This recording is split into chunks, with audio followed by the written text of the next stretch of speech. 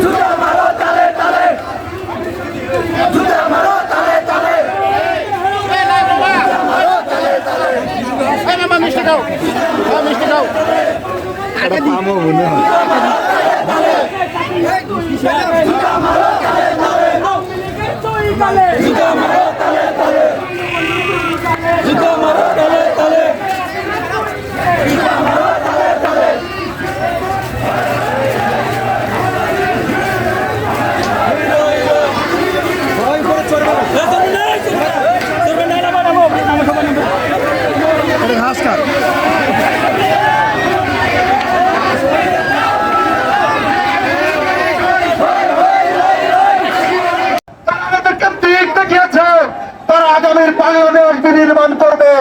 এই ছাত্র জনতাকে স্যালুট। আগামীর বাংলাদেশে তোমরাই নেতৃত্ব দেবে। আগামীর বাংলাদেশ গড়াবে তোমরা। আমার বাংলাদেশের ফ্যাসিবাদ মুক্ত, আমার বাংলাদেশের স্বৈরাচার মুক্ত, আমার বাংলাদেশের স্বাধীন। হে প্রিয় জন্মভূমির লাখো জনতা, আমার বাংলাদেশের স্বাধীন।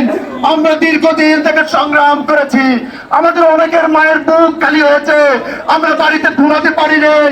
এই যৌবন বিসর্জন দিয়েছি সংগ্রামে। জীবনে অনেকে অনেক কিছু করতে পারি নাই, অনেকে অনেক কিছু ছেড়েছি। পিতামাতার মুখে হাসি ফোটাতে পারি নাই, নিজের দিকে দেখতে পারি নাই। জনগণের দেশের জন্য সংগ্রাম করেছি। আজকের এই ছাত্র জনতা এই বিজয়ের অর্থনায়ক। এই প্রতিবাদ বিরোধী আন্দোলনে যারা আত্মহুতি দিয়েছেন, যারা শহীদ হয়েছেন, যারা কারাবরণ করেছেন, তাদেরকে সবাইকে স্যালুট জানাই। আমাদের পীরগঞ্জের সন্তান আবু সাইদ এই যুদ্ধের প্রধান, এই যুদ্ধের প্রথম শহীদ, প্রথম মুক্তিযোদ্ধা, এই যুদ্ধের বীরশ্রেষ্ঠ। এই রংপুর নুরুলদিনের রংপুর, এই রংপুর অনেক বিদ্রোহের সাক্ষী। এখানে সাঁওতাল বিদ্রোহ হয়েছে। আমার রংপুর থেকে এই বীর সেনারা, আমার রংপুর থেকে আবু সাইদ জীবন দিয়ে সংগ্রামের সূচনা করেছে। আজকের বাংলাদেশ প্রতিবাদ মুক্ত। আজকের বাংলাদেশে প্রাণ খুলে নিঃশ্বাস জন্মভূমির মানুষ। এই রাজ্যের প্রধান কর্তা আগামীতে যারা নেতৃত্ব দেবে তারা বলেছে এটা দ্বিতীয় মুক্তিযুদ্ধ। কেন বলেছে জানেন? এদেশে কোনো মানুষ রাতে ঠিকভাবে ঘুমাতে পারতো না, এদেশে কোনো মানুষ ব্যবসা করতে পারতো না, কোনো মানুষ চাকরি করতে পারতো না।